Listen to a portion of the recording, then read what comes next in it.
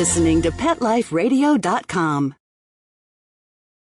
It's a Doggy Dog World is brought to you by BuyCostumes.com, the web's most popular costume store. Yes, BuyCostumes.com is your ultimate source of over 15,000 Halloween costumes and party supplies for people and their pets. Take a bite out of your entire order. 12%. BuyCostumes.com/doggy. DOGGY. It's a big world out there, and you're just looking for a pat on the back or head. You run around the city, searching for a place to bark, working your tail off with your nose to the ground, sniffing for a few scraps, hoping someone will throw you a bone. You take each lead, collar after collar, hoping one day to take a bite out of success and become the top dog. Fortunately, you come home each day to open arms, open cans, a drink waiting for you, and a comfortable place in front of the TV set. You know you've got it good, really good, because after all, it's a doggy dog world out there. Pet Life Radio presents It's a Doggy Dog World with your host, pet expert, and award-winning author Liz Palaika, and this week's co-hosts Kate Abbott and Petra Burke. Welcome to It's a Doggy Dog World. I'm your host, Liz Palaika, and with me today are my good friends Petra Burke. Hello. And Kate Abbott. How do? And today we're dedicating our show to listeners' questions. Several of you have emailed us with some questions about dogs, dog training, games, things like that. So we're going to dedicate this show to answering your questions as best we can. But before we get into that, hold on and listen to a message from our sponsors. We'll be right back. Sit. Stay. It's a Doggy Dog World. We'll be right back after a short pause. Well, 4 to be exact.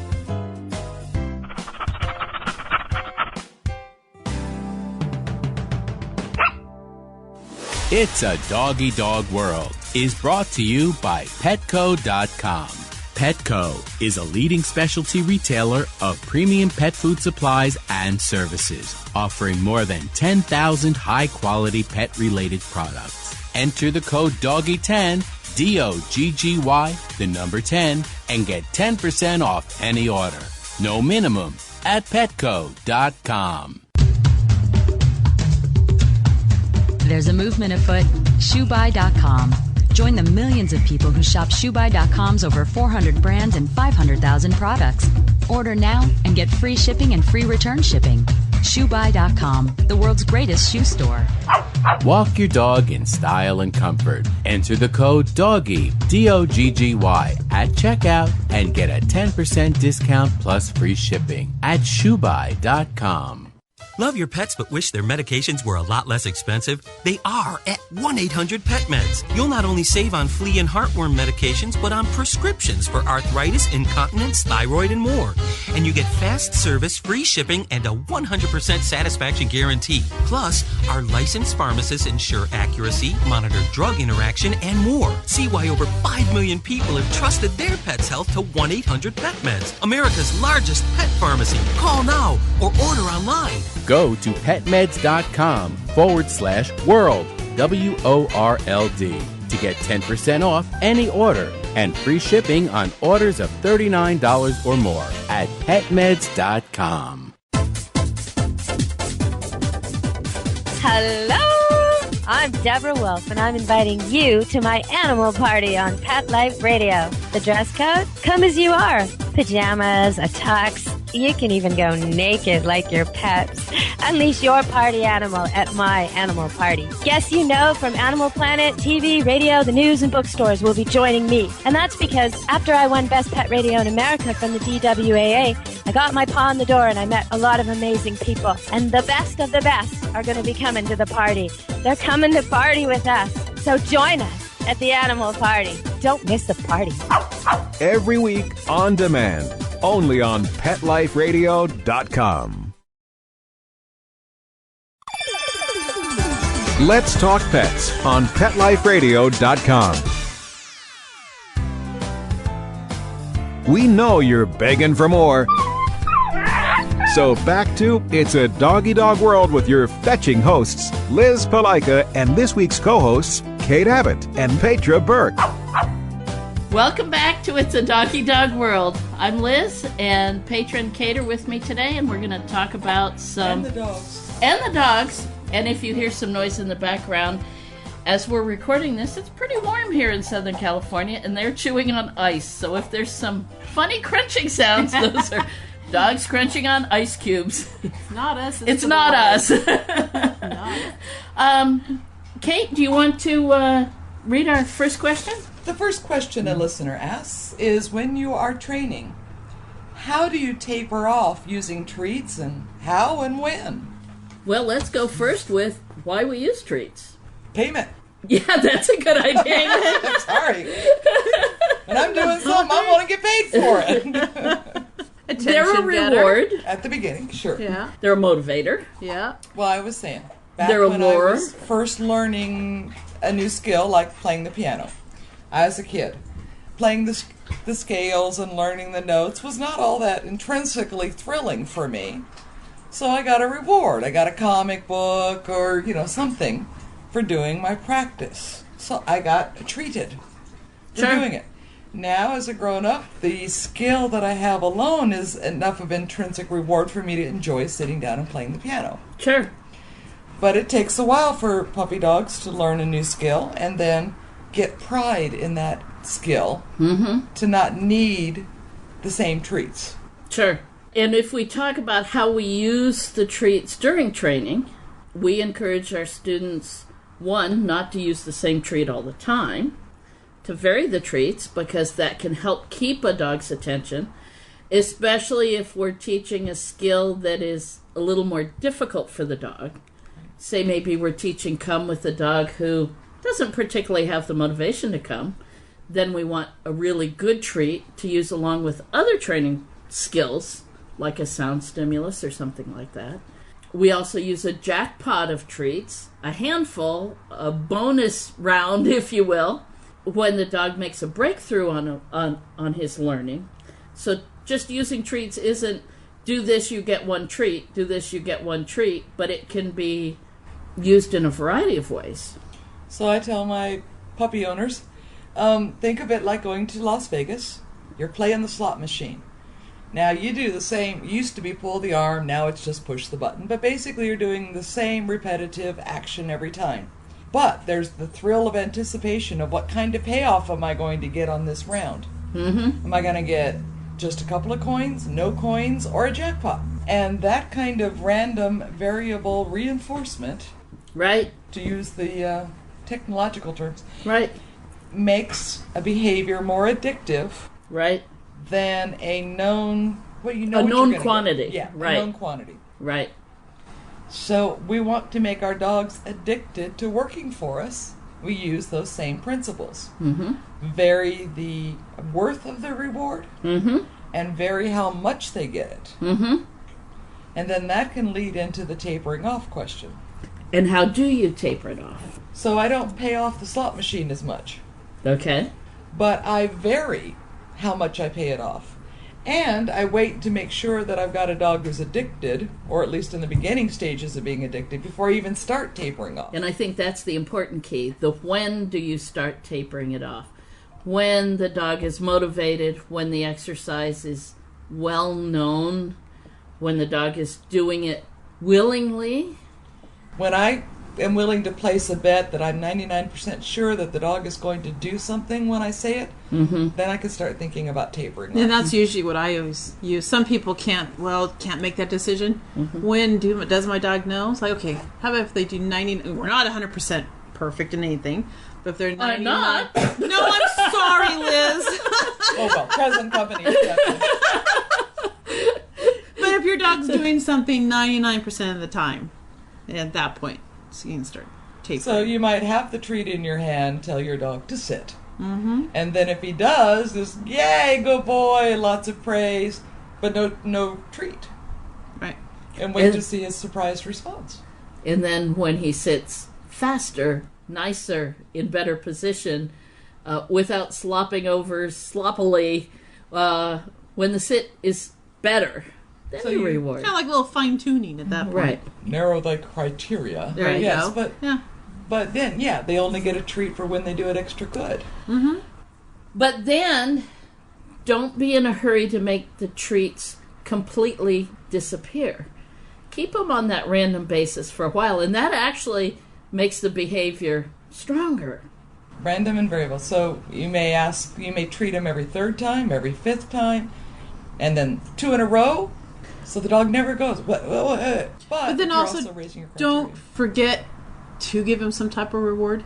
You still got to You get know, the praise, the Still's the petting, verbal, the petting. Yeah. or as I call it, the cheerleader. Right. Exactly. And then when you teach new exercises, bring the treats back. To remind them of how much fun it is. Right, right. I know when I'm teaching Bashir something new, I still bring him back. Or if I'm fine-tuning, like with the karting, when I was reintroducing him to the karting and wanted to make it fun, treats came back. Really good treats came back. And now the treats are in my pocket, but he's not getting them for the karting unless I'm asking him to fine-tune his left turns or his right turns or something like that. But for the most part, he doesn't get them. He knows they're there. And it's so much fun to just sporadically just go, you know what, you did so good, here's 6 treats. Yeah, the jackpot. Yeah. Right. Exactly. And you just go, whoa, how did I get that? That was cool, and let me see if I can get that again. Right. That's where Right. the addiction pays in. Right. So they always, and even when you're playing the slot machine, you always get a reward even if you don't get any coins. You get the thrill, the anticipation, The bells music. going off. Yeah. The That person, Not in my case. I don't even No. play. the person next There's to no you reward. getting, or like when we went to the Del Mar racetrack this summer. Yeah. Yeah. Liz got a good payoff. Yeah, you had to hear about it. We're like, damn it, Liz got it again. We all get paid off in some way. Sure. I mean, learning to play golf is a hard skill. But then just getting closer to the pin, Sure. getting those bragging rights, seeing your score go down, all of that became rewards. My Wii tennis. There you go. My Wii tennis is getting pretty darn good. Better than it ever was when I was a kid trying to play tennis. So even if it's an imaginary space ball going back over an imaginary net, there is a reward. There is, because you see the little people go, yeah! And you see the score. And when you go to play your game, your ranking is like 700 and something, and you're playing against somebody who's 35, and you're going, I don't care, I'll still whoop him. And the video games know that. I mean, if you win, and the crowd goes, Yeah. "What?" You lose, and it goes, no. And they hang their heads. I know. I'm like, so sad. So it even corrects. The first time the little people hung their heads, I was real bummed. I'm sorry, I didn't mean to do that. So we all get rewarded some way. Using the treats as one reward, but you can taper them down as you replace them with other rewards. Right. Easier to carry. Okay, so I hope that answers that question. Now, our second question. What are some games to play besides tug-of-war and wrestling with your dog? Yeah, we're not fans of wrestling because it teaches your dog to fight you. And I know a lot of people, and not to be sexist, but a lot of guys especially, like to wrestle with the dog. It's very physical. It's roar. But it does teach the dog to fight you. And in cases of some, especially young adolescent personalities, that's not a good thing. Tug of war has its Were place. you talking about the person or the dog? Both. Hush, Kate, hush. Sorry, I just wanted to clarify that. And then tug of war has its uses, but it needs to be used very, very carefully. You have to be able to control the game so that, again, the dog isn't fighting you, taking advantage, grabbing your hand instead of the tug toy. And we had a case of a gentleman we know who plays tug with his dog, and he ended up in the hospital because his dog, in the height of the game, grabbed his arm instead of the tug toy. And we won't say his name, but he knows who he is. Yeah. You know, And which it was a bad bite. It was a very bad bite. unfortunately. But you know, I guess that's something, again, you got to watch your dog. If your dog is really into that type of tug toy reward type thing, in the back of my head is like, there's going to be a slip up. And not that the dog meant it, obviously not. No, his but dog the is... owner's going to get injured. Yeah, in this case, it did happen. His dog is a very well-trained Yes. dog, and he's a very good dog trainer.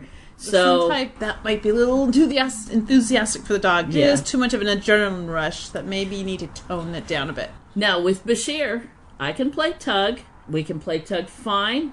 He never loses control. I can ask him to drop it, and it's all over. Archer, who's going to be 3 next month, which I can't believe, is still silly puppy. I won't play with Archer because he would get too wound up, and I know he'd probably grab my hand. Yeah. Not meaning to. And there's a point you just passed over, is that if I do start to play tug with a dog, the first thing I do is, do they know a give or an out? Yes. Right. So that I have Exactly. a way to communicate this is the end of the game. Right. I want to teach that first. Mm-hmm. Or see that first. Do I have an off switch before I turn them off? Okay, so that's a good point. Let's give our listeners an idea of how to teach give. So I'll take a soft toy with plenty of room, hang on to it, and dangle it, tease the dog with it a little bit until they do take a hold of it. Without trying to play tug, without pulling back, just hang on to the toy. That's in one hand. So we've got puppy dog attached to toy, attached to your hand. Then in the other hand, I bring out the treat. A good treat. And I make sure the puppy dog knows there's an option here. Are they going to choose between door A or door 1 or door 2? Yep. Mm-hmm. Door 2 is hang on to the toy and bypass the treat.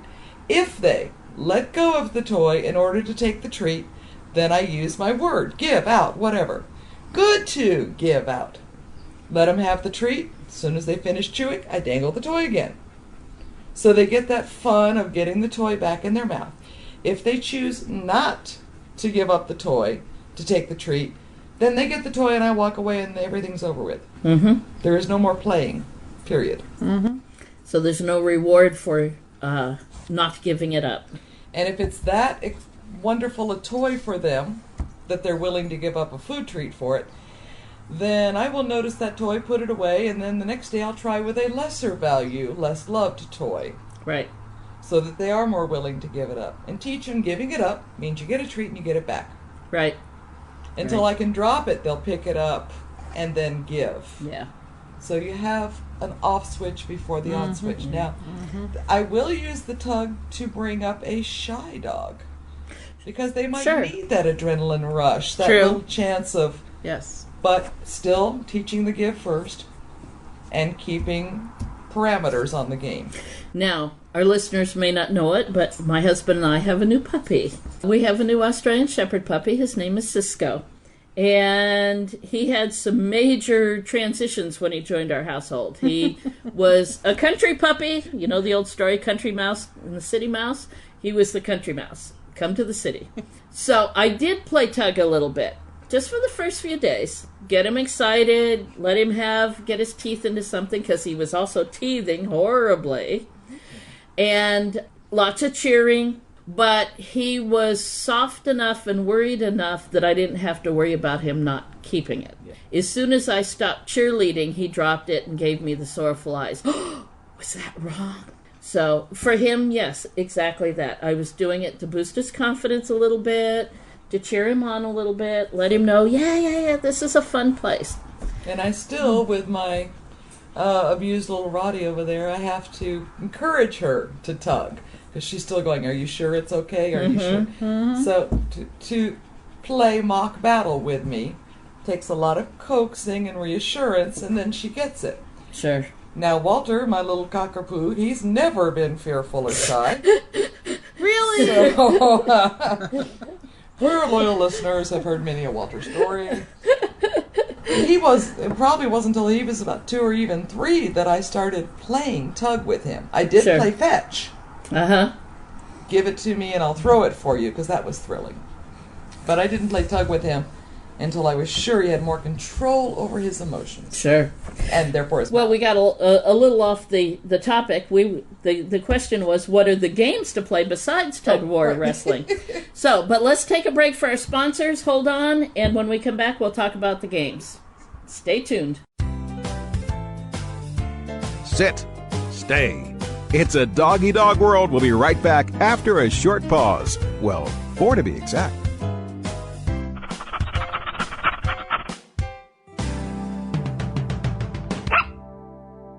It's a Doggy Dog World is brought to you by 1-800-PET-MEDS, America's largest pet pharmacy. 1-800-PET-MEDS is your best source for pet medications, vitamins, supplements, and pet supplies. Get great savings, fast service, and free shipping. Go to petmeds.com/world, WORLD, to get 10% off any order and free shipping on orders of $39 or more. FTD's network of over 40,000 florists around the world have been creating beautiful handcrafted arrangements for 100 years. Each arrangement is delivered the same day and backed by FTD's 7-day satisfaction guarantee. For a century, people have trusted their most important occasions to the flower experts at FTD. Since Pet Life Radio is all about puppy dogs and flowers, our listeners, that's you, can get a 20% discount on your order. Just go to fluorop.com and use the code DOGGYDOG at checkout. FLEUROP.com. Code word DOGGYDOG. Hello? Danica, where have you been? Oh, Grandma, I've been busy, racing, GoDaddy girl. Oh, I built my own online store with GoDaddy. Really? Let me see. Grandma'sAuction.com. Hey, are those Grandpa's golf clubs? Grandma needs her bingo money. Use promo code DOGGY10, DOGGY, the number 10, and get a .com domain name for just $7.49 at GoDaddy.com.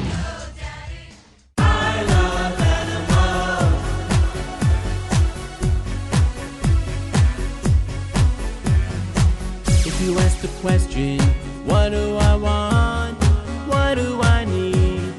I'll take affection. I really should mention I need time, I need love, I crave attention. Listen to waiting by the door. I'm bringing for you. With shaking tails and happy hearts. I'm bringing for you. And running circles round the floor. I'm bringing for you. That's always when the party starts. Oh, they are my friends, they are my children, they are the furry.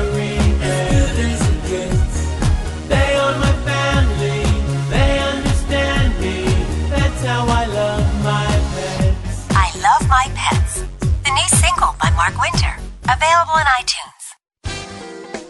Welcome to Sassy Seniors, a show about our fabulous older dogs and cats. I'm your host, Kelly Jackson. I wanted to create a show to really showcase our senior pets. And, as the human population ages and lives longer, of course, so are our wonderful pets. But many of us with aging pets, it's so interesting. We have a tough time realizing or really admitting that they are seniors. So, in a way, I kind of like to think of our senior pets as wise puppies. What do you think about that? Be sure to join us for another edition of Sassy Seniors. And remember, celebrate your senior pets. Every week on demand, only on PetLifeRadio.com. Let's talk pets. Let's talk pets On Pet Life Radio. Pet Life Radio. PetLifeRadio.com. We know you're begging for more. So back to It's a Doggy Dog World with your fetching hosts, Liz Palika, and this week's co-hosts, Kate Abbott and Petra Burke. Welcome back to It's a Doggy Dog World. Our listener question was, what are some games to play besides tug of war or wrestling? Well, I know one of my favorite games is Find It. Hide something and have the dog find it. Find the lizard out in the yard. Find the gopher that's digging up the hole in the training yard. Find a toy. Find a ball. Find, the cat. I think we recommend that for a lot of families. When they have a puppy and have to get the kids going and kids be part of a game. Didn't you use that to get Kayla up? Yes, I did. Yep, and of course, not the little dog. Used the biggest one, the German Shepherd. Yep, and it was to get her up and out of bed. Where's Kayla? Go get her. Wake her up. Bam, right on top of her. But an easy way to teach Find It would be to take a toy your dog already knows, like Walter's favorite toy is the red Planet Dog. Planet Dog Orby. Yes. Orby. Ringo. Take the ball or the toy, let your dog see it, sniff it, go hide it somewhere. Very easy to find, like maybe just around the corner of the chair. But out in the open. But in the open. Right. You know, just have him move for it. And then find it, get your ball, yeah! And lots of praise, and then play with the ball. Oh, Walter's looking at me. And then do that, increase the distance a little bit, hide it just slightly, and teach your dog to look for it, to search for it, to smell for it. But find it games can be a lot of fun. So then I'll stick it, just under a throw rug, but still half visible. Sure. Under a newspaper, which with a young dog is a great way to teach them that they don't need to be afraid of newspapers or plastic bags and stuff like that. Or if you're trying it with kids, we just teach them, make them the names. Have the kids teach the names of the children, but when they hide, or not necessarily completely hide, just a little bit, and then call the dog's name or make a noise. It's like, oh, what was that? Where is she? Let's go find her. Yeah, that's a great one. That's fun. I think that's the biggest one with kids, mainly because been there, done that kind of thing. Because they want to do the tug of war, they want to wrestle, and it's like, no, let's do something different. Let's make go him hide think. and let the puppy dog find you. Let's teach puppy dog your name and how he can go find you. Let's play hide and seek. Another fun game is teach the dog the names of his toys. Teach him ball, bone, rope tug, Orby, squeaky monkey, snake. We have a fuzzy orange and black stuffed toy snake with big squeakers in it here at the training yard, and several of the dogs absolutely adore that snake. But teach him the names of his toys, and then you can use that in all kinds of ways during your playtime. And then, how about the old-fashioned frisbee? Well, fetch in general. Fetch in general. I mean, that's retrieving games. That's kept Walter alive. Oh, is yeah. to be able to have that exercise bleed off. And I'm always sneaking in a way to make it educational. Right. Or sit, wait. Maybe I have a finger on his collar or a hand on his leash, and then roll that ball out, and and then, okay, go get it. So then I'm teaching him get it, as well as self-control on the weight, right? As well as then bring it back to me and give it up. I mean, using a vocabulary, I can't wear him out physically unless I'm willing to spend 4 to 5 hours a day. Right. But by making him think while he's playing, and now that I have more tools at my disposal, I can pretend to throw the ball. He runs out. He has to spin in a circle, lay down, play dead, and then I'll throw the ball for him. So mix up his tricks. Yeah. And again, that's something else you do. Trick training. Yeah. Trick training is something different. Back to kids. So I like to have the kids each with a shaker and call the dog to come between them. Sure. Yeah. Okay, that's teaching the dog to pay attention to the kids and the words for the kids to use. Puppy dog come. They get to learn a little self-control and patience too by standing still when the other kid is calling. Yeah. And then running back and forth and getting them tired. Yes, and the puppy's running back and forth and getting tired. So, third question is when to stop or referee the playtime between a big dog and a small dog. Well, let's see. I've got the one extreme to another. Well, you do too. Yeah, but I don't have the personalities that match them. Yeah, I do. Yeah. So you got the big lush-coated German Shepherd. And then the Poms. Poms plural now, by the way. Yeah, for those of you the that two. haven't been keeping track. Yeah, really. Keely and Benji. Yeah, it's amazing. And, you know, I'm careful. I don't let them go out in the yard to play alone unless I'm out there. Mainly because first and foremost, if you have a playful big dog and a little dog, he can just injure him just with his size. Yeah. It could just be one paw playing and accidentally go squish and hurt them, you know, and it could be is squishing a foot and breaking a leg or something. It's just... I guess for me, there's too many variables in this question. Yeah. I want to know just how much of a size difference is there. I want to know the age and temperament of the bigger dog. Is he an adolescent that doesn't know where he's putting his feet and might step on a paw? You know, or is he a mature dog who's calm anyway and I know is going to be careful? Is a little dog, is the interpretation of play, the little dog actually being a little snooty to the big dog? You know? I was going to say snotty. But I'll try and keep it a little nice. You know, and we've seen that where it's been misread. Well, a lot of the little dogs are the instigators. Yeah. Yeah, exactly. We won't talk about a couple Pomeranians we know.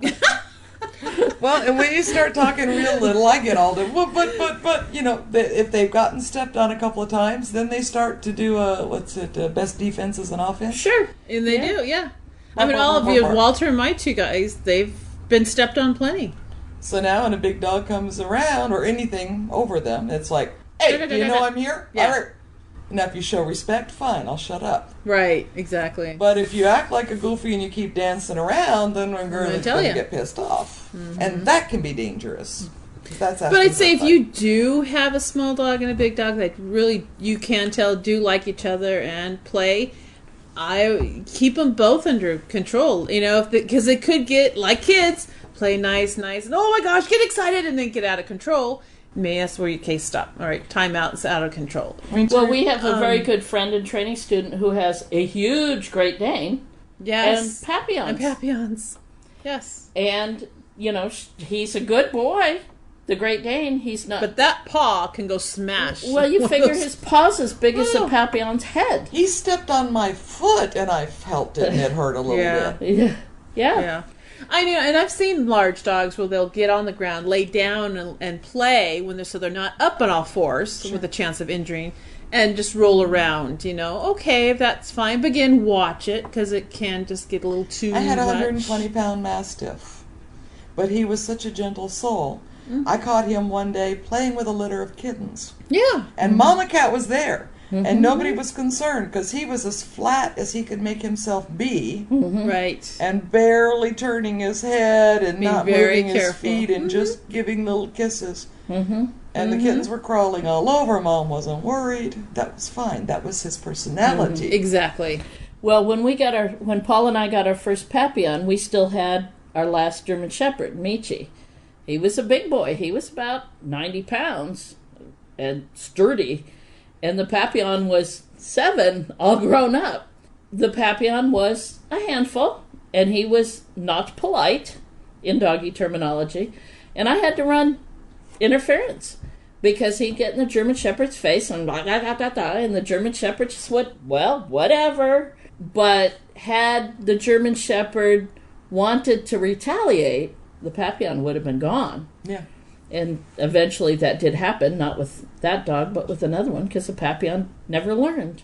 And again, I had the same situation. Benji, the Pom, was injured by Teddy because he just didn't know when to stop, and it was just in the midst of me trying to get over there to stop him when it happened so, quick. Yeah. And, I mean, luckily injury was, he healed and things were fine, but even now I'm very careful. It's like, okay, a few seconds, that's it. That's it.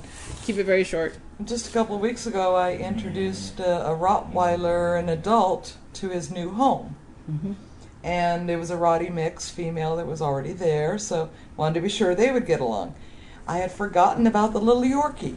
Right. I forgot she had one. I'm That's holding right. the Rottie. We've already introduced to the Rottie mix. Everything is fine there. She brings out the Yorkie on leash. The Yorkie has not a sense in the world. She's a very sweet little girl. She doesn't have a brain connected to a neuron. She took one look at this big, huge, very, very still prey eye, Rottie, and threw herself at him going, you know my new buddy. And I pulled him back just as his jaws snapped over open air. Oh, scary. And there was drool on her back. Oh. Was she worried? No. The Yorkie said, oh, but we haven't met yet. How are you? Yeah. And tried to throw herself back. So the mom of the family was told to keep on leash very close the Rottie. And she did that for about 48 hours. And she held the Yorkie and carried her around. And all, so he got to realize that was another family member. And not a prey item. And not a squeaky toy, and not a squirrel, or, Or a snack. Mm-hmm. But I said, even at that, now that he's quit going after her, never leave them alone, because the Yorkie has no sense. Right. Exactly. She doesn't know how to protect herself. Right. So for the rest of their life together. And Yeah. she said that wasn't an issue. She could handle that. Yeah. But- So really, unfortunately, there's no easy answer with this one. No. This there was really a good isn't. question from our listener, but there's no easy answer. And like Kate mentions, a lot of variables to this one. Yeah. If I have to make a snap judgment, I look at the little dog. Mm-hmm. How worried are they? Mm-hmm. If they have more than one neuron connected, and they're showing signs of alarm, get in there and break it up. And then the big dog, I'd look at does he have a prey drive and how strong is it? How relaxed is he? If he's getting tense, if he's staring with those hard eyes. And that's reading for deliberate intent. Right. You can't read for an accidental stepping. No, Right. our No. friend with the Great Dane, all he'd have to do is take a paw and go kaplow, and he could break the Papillon's back or break a leg. Yep. And that would be no No ill fault of the mean. Great Yeah. Danes. So, but good question. All right. Well, those are 3 questions for this podcast. I do want to remind you we're recording this in the beginning of October. We've recorded several shows previously on Halloween. So go back and on the website and look at some of our older shows. Listen to those. We've got some good advice up there on how to get your dog ready for Halloween so he doesn't freak out, especially if you have a young dog who's never seen people in costumes before. Oh, true. Oh, yeah. Cisco. Yes, I know. You're going to go through it. I know. I already thought about it. That's what brought it to mind. And then we're also on Facebook. Friend Kindred Spirits Dog Training, or myself, Liz Palaika, on Facebook. We've always got stuff going up on there. And you can also follow me on Twitter at Liz Palaika. You social animal. We're doing social media, we are. She tweets. I tweet. I tweet. Not Liz. It's just not the right verb. I know. I tweet. Well, I think on that note, that's enough from us this time. I hope we've given you some food for thought. Keep the questions coming. Send Yes. them in. We'd love to answer them over our Definitely. podcast. Liz at PetLifeRadio.com. And hopefully we'll answer your questions the next time. Bye. See ya. Bye-bye. Having a rough day? Longing for the dog days of summer? Think your fun furry friend lives a dog's life? Well, find out everything you're begging to know as Pet Life Radio presents It's a Doggy Dog World with pet expert and award-winning author Liz Palaika. Every dog has his day, and you'll find out how to make your dog's day fun and rewarding. Every week, on demand, only on PetLifeRadio.com.